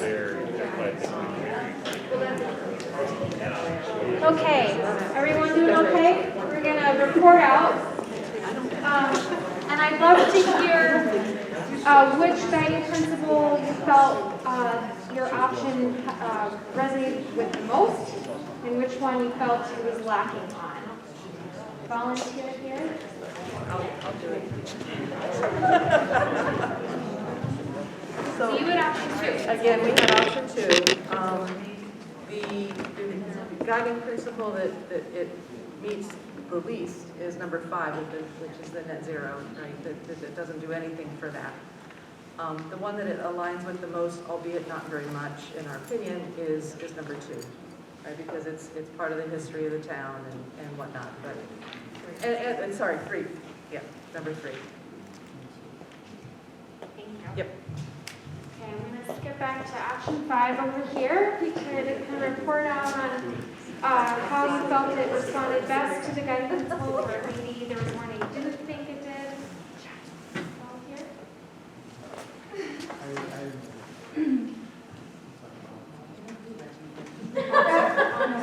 Oh, you hit on clean slate. It is, yes, right, it's a clean slate. Okay, okay. Let's skip back over to option 2 here. Report out from you guys. Same ones? Okay, okay. Go back to 5 over here. I agree with the other table. We think that option number 5 will hit all 5 of these. The one that we think it is the least likely to hit, or that we have concerns about, is number 3, the historical incorporation, but there are ways around that. And we think you can be creative in how you do that to make sure. And we're not sure necessarily that the historical aspect is as important to as many voters as it. It may be important to some, but not to all. So it's a little bit less of a priority to some. Great feedback, thank you. Let's see, option number 4 over here. Volunteer?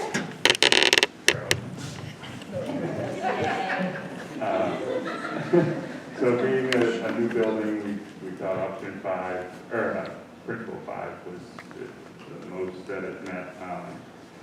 And, you know, it would be difficult to meet the first one just because of the space constraints there.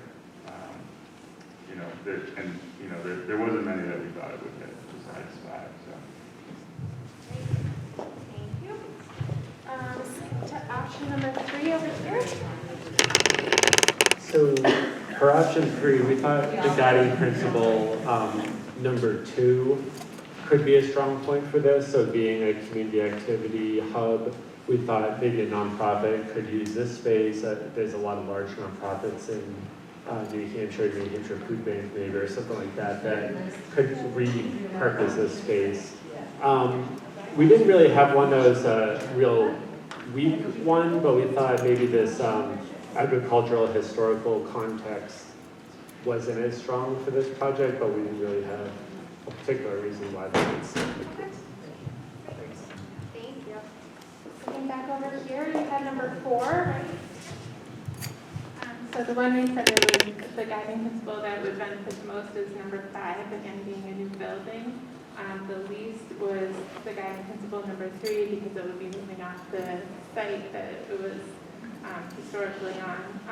Also 2 as well because it would be off a location where it'd be hard to see and community access would be challenging there as well. Thank you. Okay, and last group over here, at option 3.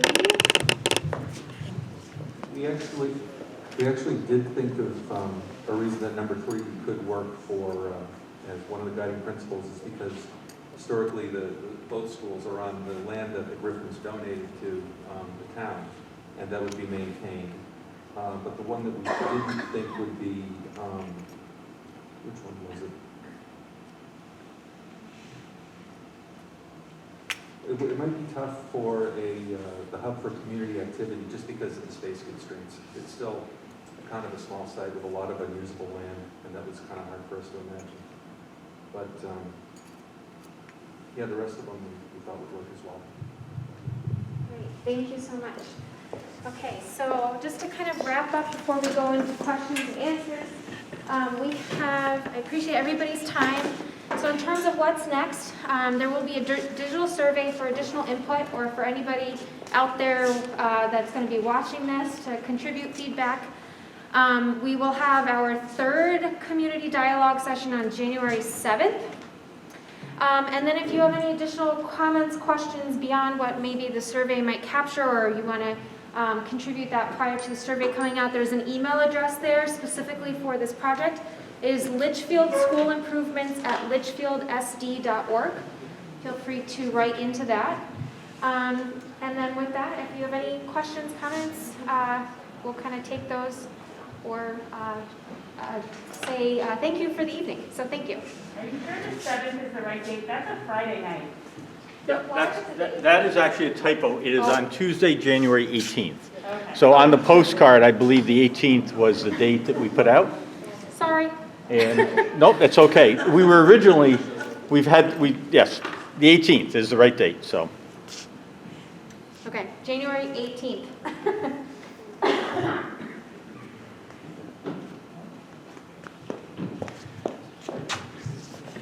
just had one more question that I was asked to ask tonight for those who hadn't heard this answer yet.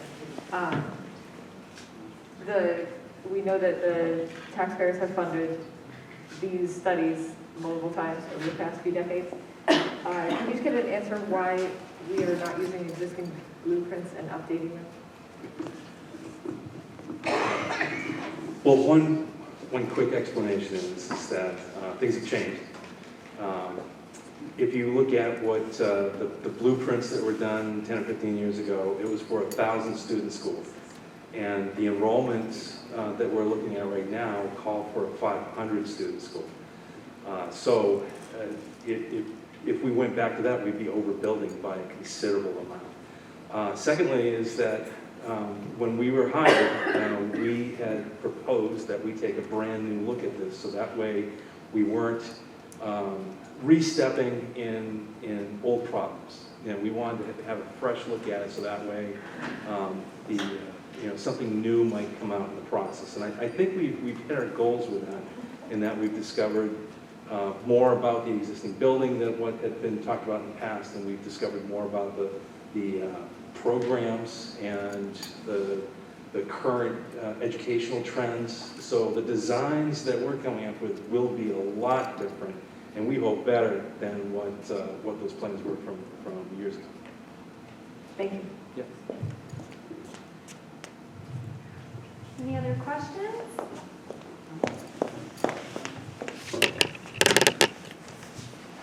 For the option with the new building on the same part of the site as LMS, in a single ingress and egress road in a little neighborhood, have you guys talked with the fire and police departments to make sure that whether they believe that that's even a viable option? That's a great question. The answer is no, we haven't talked to them, but I would suspect that it would be an issue, that getting a second means of egress for vehicles out of that site is important, and that's why we looked at a second road coming down to Route 3A. But when it comes down to costs and permitting, all those things, we're seeing that that second road is not really feasible. So that makes that upper site that much less desirable because of what you just said, of what the local authorities would And not to think. make it a back and forth conversation, I don't mean to do that, but the That's okay. wetlands are very, very problematic. Yes. When we were looking at similar kinds of situations for Campbell, Mhm. the wetlands and the little turtles and all that stuff, it was just incredibly difficult to get any kind of movement on that, understandably. So I don't know how you would get a road through there, I guess is what I'm saying. So I don't either. That's what we're reporting, is it would be close to impossible. And in fact, when we walked that area just a month ago, there's standing water in certain sections. There's standing water this time of year. I imagine there's standing water in the spring, which would grow salamanders and frogs and all sorts of stuff that the state wouldn't want us displacing. Another thing I want to kind of point out while we're on the topic is that any of the scenarios that have a driveway entrance onto Route 3A may require state permits. And similar projects that I've worked on in the past on state highways have required turning lanes. And so when you think about the queuing that happens right now, you probably need a turning lane as it is. So if we were to actually increase the amount of traffic onto any of those roads, we'd want to consider off-site improvements onto Route 3A, which means widening the highway. When you do that, you're disrupting the drainage system that's on the road, which we've all discussed is a big issue with the site. And so the cost for construction, the viability of getting permits and designs done for that make any entrance onto 3A difficult.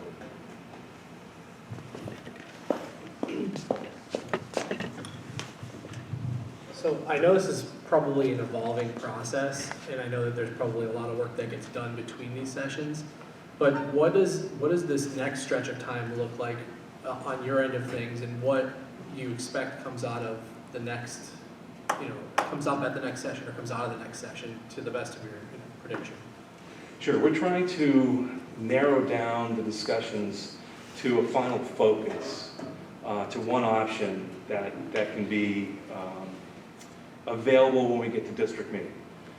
So our study is going to kind of conclude with wrapping up this assessment piece, putting together a document called the Educational Specifications, which are all the program issues that Suzanne's been working on, she presented tonight.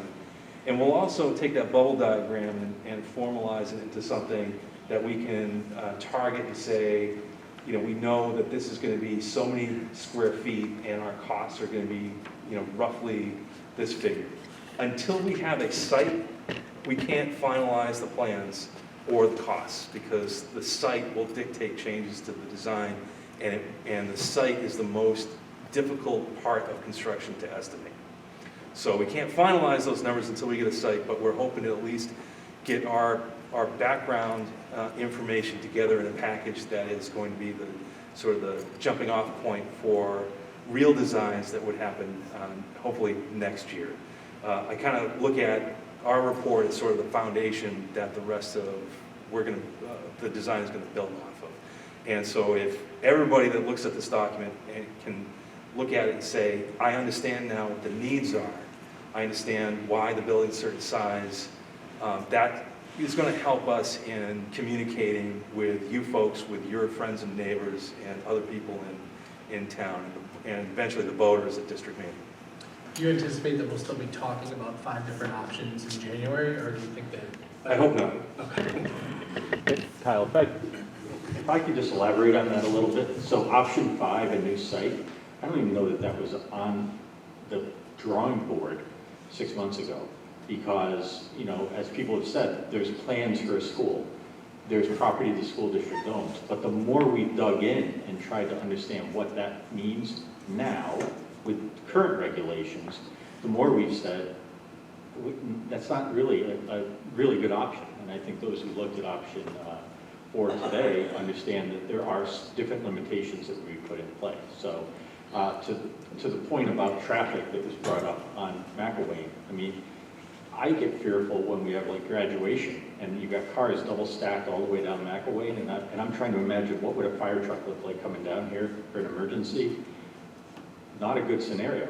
Parking, not a good scenario. So, you know, the more that we began with, well, we already have these plans, and then you start to dig in and you're like, I don't know that this is really setting the town up for the next 50 years. So option 5 has come on the table very recently, and that's a big undertaking. That's a big undertaking. And so the board, I think now is starting to digest what does that mean, and, you know, a lot of consideration has to go into that. What can we get done in the next month? We're going to go as quickly as we can, but it's probably going to, it may cause us to go a little bit more slowly, but if we go slowly and get it right, it's worth going slowly.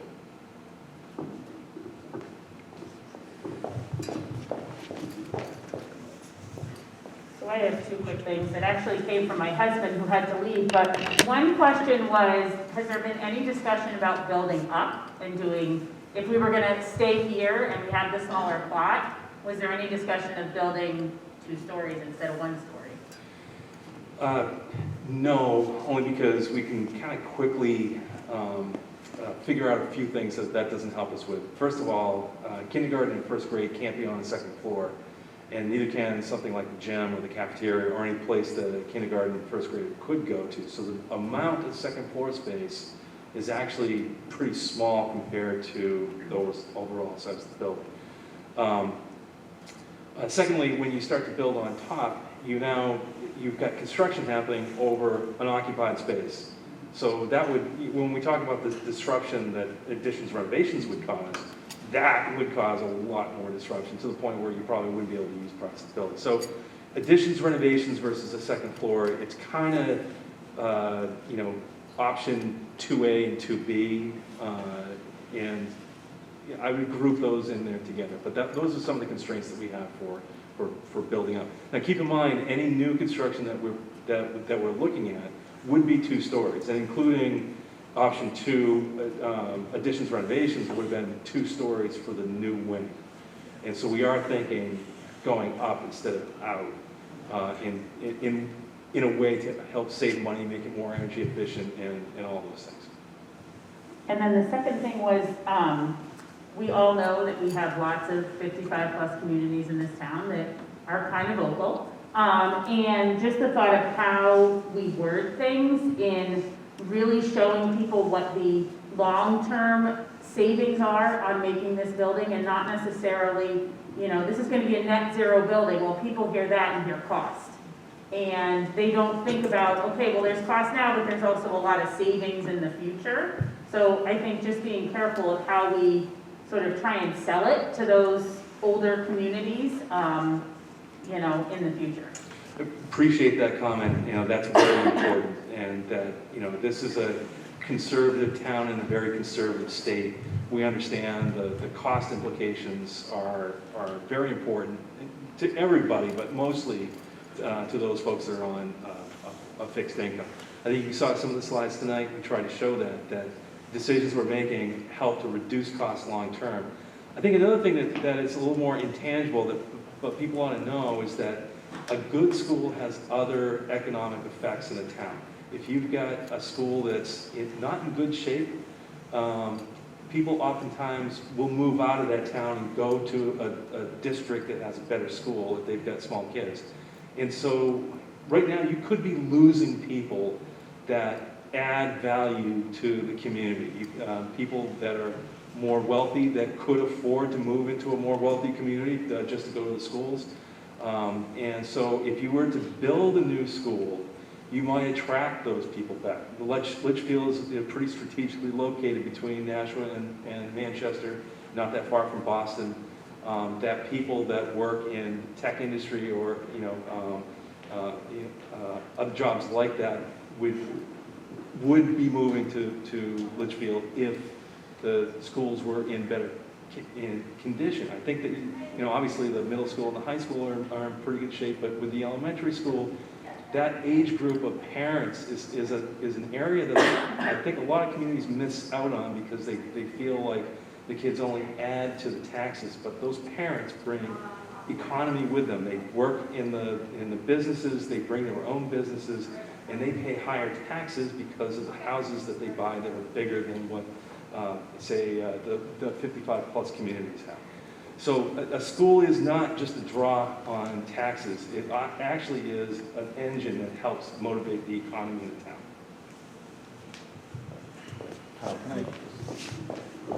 Just one other quick expansion on that too is to look at those energy. I mean, we're already taxing everybody in town, right, to maintain the schools. And it's literally, some of those tax dollars are going out the window because of the inefficiencies. When you look at Griffin being twice as inefficient as a code-compliant building, so, the 55 plus community members who are paying toward that school, and then the money is just going away. And so I think we have a responsibility to, when we tax, to be responsible and efficient with the way we utilize the tax dollars. And we can't do that with a building in this situation. So I think that's one more argument. And again, we'll make the case, we'll provide answers on that, but it's just the current reality of what we have with the current building, and we can do better. So I must look really good for my age because I must be over 55 because I hear net zero and I hear expensive. Are there any schools in New Hampshire that are currently net zero? There's one that's under construction. We went to visit it over in Oyster Road. Yeah. So, I mean, I'm all for being energy efficient, but at some point it starts to be cost prohibitive unless you're doing a bigger action like trying to go all electric and get off fossil fuel altogether. Like that's what state of Vermont's doing. But they're just trying to burn nothing, which is fine, but the whole community needs to be pushing towards that goal. So if I could just talk for a little bit, because we're talking tonight about the Griffin project, but I just want to draw our attention to what we're doing at our middle school. So the middle school is coming on 40 years old. Like most 40-year-old houses, you start to replace things at it. And so we're going through the middle school now and buttoning up the envelope. So there's a new roof going on. If you have children at the middle school, you probably have heard about that because it was supposed to happen in the summer, but because of supply chain issues, it's happening right now. It'll be buttoned up by the end of the year. The windows were all replaced so that they are an energy efficient window. All of the work we're doing at the middle school is designed, we're going to be asking the voters to support us with municipal leasing for equipment to become an energy efficient school. So there'll be a solar field put on the new roof that we put in. There will be new energy efficient heaters that will go into the school, and we will end up breaking the tide with all the fossil fuels. So the oil tank will come out of the ground and go away, and we will be energy independent up at the middle school. And we're doing all that without raising any additional tax dollars. And that's really key, because what we're going to do is take the money that we're spending currently toward oil and electricity to pay down the municipal lease for the equipment that we're bringing in. We also were able to leverage some of the funding that we were able to get as part of the pandemic. So we'll have a well-ventilated building, an energy efficient building, an independent situation, so that when you see things like oil going up 46% or propane going up 67%, that won't impact Litchfield taxpayers for the future, because we'll have the solar field that will be producing for us. So it's that kind of thinking that we can do a multi-million-dollar renovation on our middle-aged building, right? Not the high school, but on the middle-aged building, that will bring us into the future. And then, without asking for the extra dollars, taking existing operating costs and using those to pay down the lease. So, but then we come back to our final building to pay attention to, and that is here. And on that one, we are going to ask for a partnership with the taxpayers, because it's the only way to do that level of work that needs to be done. So we're buttoning up the middle school, achieving that level of independence, and I think in the long run, it's smart planning for the taxpayers of Litchfield. I hope that helps. I know we're here to talk about this school, but just be aware that we're doing that kind of work up there, and that will be coming forward to the voters this March also. So right now, state of New Hampshire, the PUC is no longer giving rebates on all. Yeah, Dick knows that. So we were counting on some of those funds, obviously, but the piece that's making the middle school poor, so that's going to slow down the payback period. But the piece that is helpful to us are all the ESSER funds and other funding that's become available to us. So, you know, in the long run, the payback won't be quite as quick because the PUC and the rebates are on hold, but who knows what's going to happen, and who knows if that ruling is going to stand. No, correct. Up in the air. Right, yeah, that changes every year. The 2 years ago, the utility companies couldn't give away all the money that they had. There wasn't enough projects to give them to.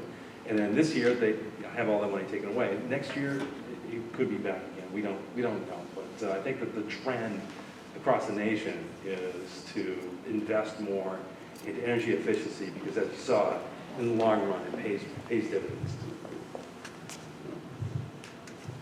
Mike, can you hear me? We can, Dick. I just might make a quick comment on that. I think that the popular understanding that net zero means more expensive was much more true 5 or 10 years ago than it is today. And what we're finding is better understanding of materials and construction and so forth and so on means that, you know, the increased expense might be in the 2 to 3, maximum 5% upfront cost, and that often pays back just in savings on energy usage in a very few number of years. The other thing that maybe wasn't made clear today is that when Kyle was talking about the EUI, that's the EUI before we put in solar and a battery storage system. And with those two things, a large portion of the year may not be drawing any electricity from the grid. So the payback on the combination of the energy savings and the reduced cost, because the buildings are more efficient. And when the buildings are more efficient, you need smaller equipment to run the building. So your actual capital cost, certainly for the mechanical system, goes down over a code-built building. So we don't have all the numbers yet, but we're moving in that direction. And I wouldn't immediately assume that a net zero building was more expensive than a code-built building, because I don't think it is. Well, and there's costs beyond the capital costs and the energy costs as well. If you have a well-designed building, it's going to be more comfortable for the staff and the students. And what Suzanne said right at the very beginning is this whole effort is about the students, correct? And so building a building that's efficient in terms of comfort, air quality. We talked about air quality earlier, how important that is for the students. If we do that with this building, it happens to be net zero. Some of the dividends are less tangible, such as teacher retention, a better student performance. Something that can be monetized is not having to hire as many substitute teachers. And so a healthier building that's energy efficient in the long run is going to be a better investment than what you currently have existing. So thank you very much, everyone, for attending and for all of your input. Again, please leave your worksheets for us to collect. We're going to collect that information and use it towards the next dialogue session, which again is on January 18th. So please put that on your calendars, and I hope everyone attends. And if you have additional comments or questions, please email those in to the Litchfield School Improvements at litchfieldsd.org.